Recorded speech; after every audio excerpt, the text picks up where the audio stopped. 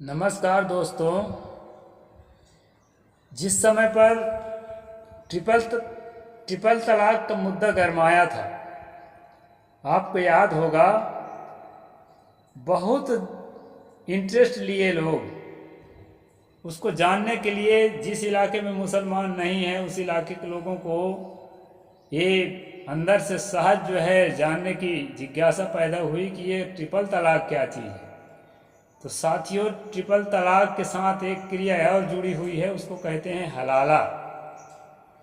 आप शायद उसी समय में अध्ययन किए होंगे। वो हलाला क्या होता है मैं संक्षेप में बताता हूँ, इसके बाद मैं बताऊँगा कि हिंदू धर्म में भी हलाला जैसा कुछ है या नहीं। तो हलाला क्या होता है दोस्तों? ट्रिपल तलाक के बाद उनकी धार्मिक मान्यता है मुसलमानों की कि जिस पत्नी को 3 बार तलाक तलाक तलाक कह करके संबंध त्याग देता है, पति पत्नी का रिश्ता खत्म कर देता है, उस पत्नी के साथ जो है शारीरिक संबंध बनाने का उसका अधिकार नहीं रह जाता धार्मिक तौर पर। फिर यदि गुस्से में ऐसा हो गया है, फिर मन होता है अरे जीवन साथी है, आपस में फिर बन जाएं, मिल जाएं, एक जगह रहें, प्रेम का जीवन जिएं, इस तरह से सहमति अगर बनती है तो दोस्तों जो ट्रिपल तलाक दिया है उसके एवज में उसको एक धार्मिक कर्मकांड करना पड़ता है मुसलमानी तौर तरीके से। वो धार्मिक कर्मकांड यह है किसी के बूढ़ा या किसी उम्र दराज मौलवी को जो है उसको विवाह कर देते हैं, दोबारा निकाह पढ़ा देते हैं, और निकाह पढ़ने के बाद जो है वो कुछ दिनों तक उसके साथ जो है शारीरिक संबंध बनाता है। इसके बाद फिर जो है वो पुराना पति उसको अपना पत्नी बनाने का अधिकारी है धार्मिक सिस्टम के अनुसार। तो ये जो दूसरा व्यक्ति को अपना पत्नी सौंप देता है कुछ रात के संबंध बनाने के लिए, इसी क्रिया को हलाला कहते हैं दोस्तों। अब उसी बीच यदि गर्भ ठहर गया तो उसका बच्चा भी हो सकता है और उसको जो है फिर पालन करेगा। इसके बाद फिर वो पुराना पति अपना पत्नी बना लेता है। ये इस्लाम का हलाला है, इस्लाम शरिया का हलाला है। हिंदू शरिया में भी हलाला जैसा कुछ है, उसके बारे में भी आपको बताऊंगा मैं। अभी थोड़ा सा बंटवारा वाला जो है उसको 2-3 श्लोक उसको पढ़ लेते हैं, फिर मैं बताऊंगा। कल हम पिछले स्ट्रीम में जाने थे दोस्तों कि पुम नाम का एक नरक है। मनु ने कहा पुम नाम का एक नरक है, और जब मरने के बाद उसका बेटा कर्मकांड करता है, श्राद्ध करता है, पिंडदान कराता है, तब वो पुम नाम के नरक से वो पार हो जाता है और स्वर्ग में पहुंच जाता है मृतक। या जो निसंतान है तो पुत्रिका कराया रहता है। पुत्रिका मतलब जो है वो भी एक कर्मकांड है। उस कर्मकांड को कराने के बाद अपनी बेटी का कराता है। उस बेटी से जो बेटा पैदा हुआ रहता है वो बेटा उसका पिंडदान करता है, नाती। वो जो है उससे फिर वो पुम नाम के नरक से तर जाता है। ऐसी धार्मिक मान्यता आपके मनुस्मृति की है। ये कानून की किताब भी है और धर्म की किताब भी है, इसमें दोनों चीजें हैं दोस्तों। कोई भी देश जब कम्युनल कंट्री बनता है, यानी किसी धर्म के आधार पर संविधान बनाता है, तो उसके शरिया कानून होते हैं। तो मुसलमानों के शरिया कानून में मैं ट्रिपल तलाक वाला आर्टिकल बताया, बहुत सारे आर्टिकल होंगे, उतना सारा मैं अध्ययन नहीं किया हूँ। तो इसी प्रकार हिंदुओं के जो शरिया है वो मनुस्मृति है। यानी अगर हिंदू राष्ट्र घोषित करते हैं, राम राज्य घोषित करते हैं, तो धार्मिक हिसाब से, धार्मिक कर्मकांडों के हिसाब से, धार्मिक रीति रस्मों के हिसाब से उसका कानून बनाया जाता है। तो उसका कानून जब बनाएंगे तो उसको हिंदू शरिया हम कह सकते हैं। हिंदू शरिया है मनुस्मृति। तो दोस्तों यहाँ तक की बात मैं पिछले स्ट्रीम में बताया था और अभी मैं ये बता रहा हूँ कि पुत्रिका का पुत्र यानी दौहित्र, कहने का मतलब बेटी के बेटा, नाती, पहला पिंड माता को, दूसरा पिंड माता माह को, नाना को, और तीसरा पिंड परमाता को, परनाना को। ये 3 पीढ़ी तक पिंडदान करने का उसको हक है। जिसका दत्तक पुत्र सभी गुणों से संपन्न है, वह दूसरे गोत्र से आने पर भी पिता के सब धन का अधिकारी है। यानी दत्तक पुत्र इसी को कहते हैं, गोद लिया हुआ पुत्र। आजकल तो ऐसा नहीं है कि किसका गोद लेंगे, किसी का भी ले सकते हैं आप जो है अनाथ आश्रम से भी गोद ले सकते हैं, और जो है अपने रिश्तेदार के या अन्य अड़ोसी पड़ोसी के। ये सबसे अच्छा तो मेरे ख्याल से दोस्तों किसी गरीब बच्चे को गोद लेना सबसे अच्छा है। उसको पाल पोस कर, पढ़ा लिखा कर और अपना बच्चा बनाना, ये सबसे अच्छा है। अनाथ आश्रम से लेना भी अच्छा है। जिसका कोई ना हो उसका सहारा बनिए। तो इस तरह से आज के ज़माने का गोद लेना सरल हो गया है। अगर संतान नहीं है तो गोद लेना किसी भी प्रकार से बुरा नहीं है, ऐसा मेरा मत है। उपपन्नो गुणे सर्वे पुत्रो यस्य तु दात्रिकम ता हरे तैव तद्रिक्थम संप्राप्तो अप्यन्य गोत्रतः।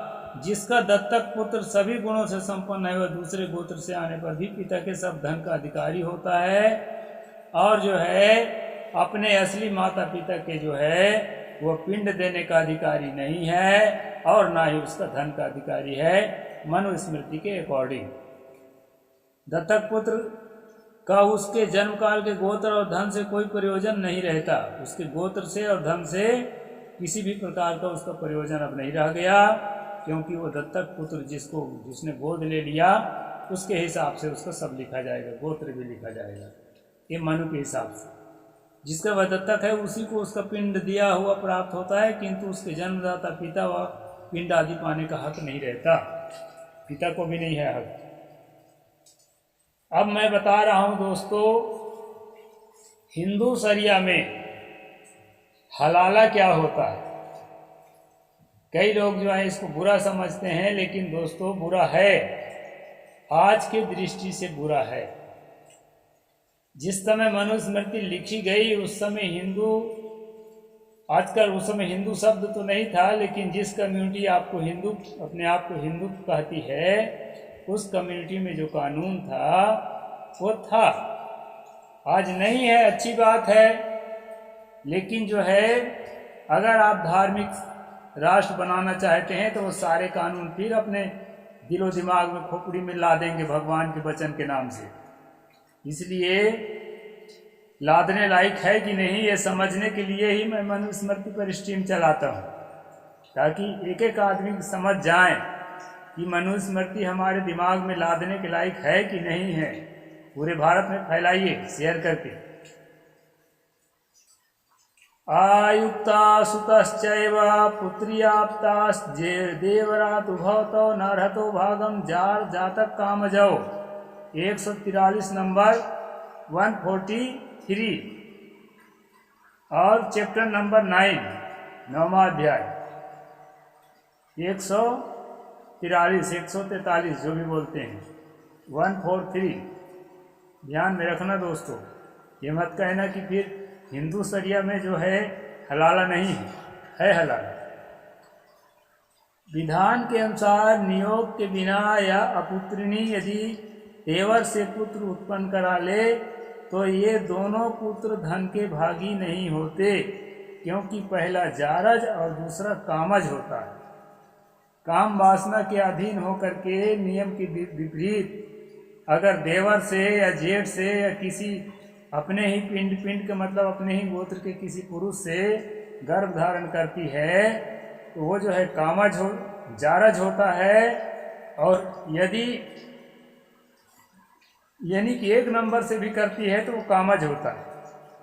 कब तक? जब तक मैंने बताया जैसे हलाला की जो मंत्र है इस्लाम में, उसी प्रकार इसमें जो क्रिया है नियोग की क्रिया, वो नियोग की क्रिया पुरोहित के द्वारा करा के नियोग द्वारा नियुक्त करेगा वो। इसके बाद आप जो है अपने भाभी को या अपने भाई बहू को गर्भ धारण कराएंगे। इस प्रकार के यह हलाला है दोस्तों। नियुक्त्यायामपि पुमान्यार्या जातो विधानसः नैवार्यः पैतृकं विक्रम पतितोत्पादितम ही सह। अवधि से नियुक्त स्त्री में जो पुत्र उत्पन्न पिता के धन का भागी नहीं होता, क्योंकि वह पतित से उत्पन्न हुआ है।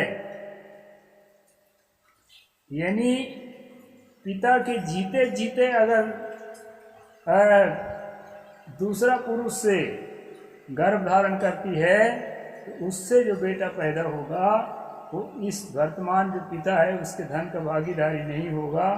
ऐसा कुछ इसका अर्थ हो सकता है और स्पष्ट आप समझ लेना। अवधि से नियुक्ता स्त्री में भी उत्पन्न पुरुष पिता के धन का भागी नहीं होता है, क्योंकि वह पतित से उत्पन्न हुआ है। हरे तत्र नियुक्तायाम जाता पुत्रो यथावरसः क्षेत्रिकश्चितु तद्बीजम धर्मतः प्रसवस्या सह। 145 नंबर 9वां अध्याय मनुस्मृति।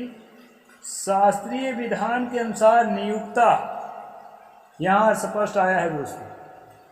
शास्त्रीय विधान के अनुसार जब नियोग करेंगे उसके पहले कुछ कर्मकांड करके उसको जो है सौंपा जाएगा कि आज से इसको तुम गर्भ धारण करो अपने भाई की पत्नी को। तो इस ढंग से जो है ये हलाला है दोस्तों। इसको हिंदू हलाला कहा जा सकता है। शास्त्रीय विधान के अनुसार नियुक्ता स्त्री में जो पुत्र उत्पन्न होता है वह पिता के धन का अधिकारी होता है, क्योंकि वह धर्मतः क्षेत्रज उत्पन्न किया हुआ है।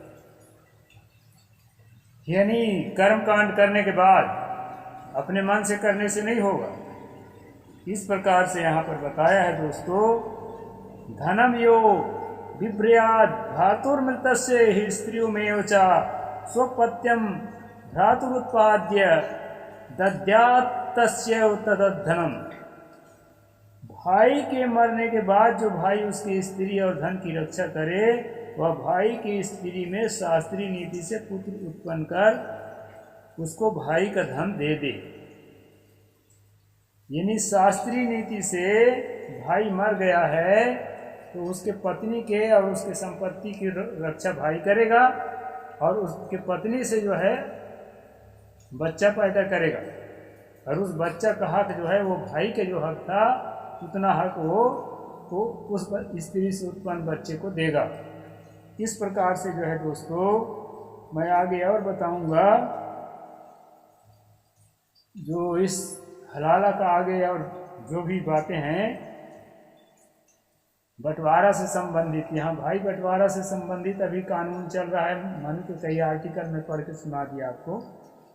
तो इस तरह से हलाला से उत्पन्न होने वाले बेटा का भी जो है हक होता है धन में। इसको मन में यहाँ बता रहे हैं 145 नंबर श्लोक में और 146 नंबर श्लोक में। आज यहीं तक बताऊंगा दोस्तों। साहिब बंदगी। जय जोहार, जय भीम, जय भारत।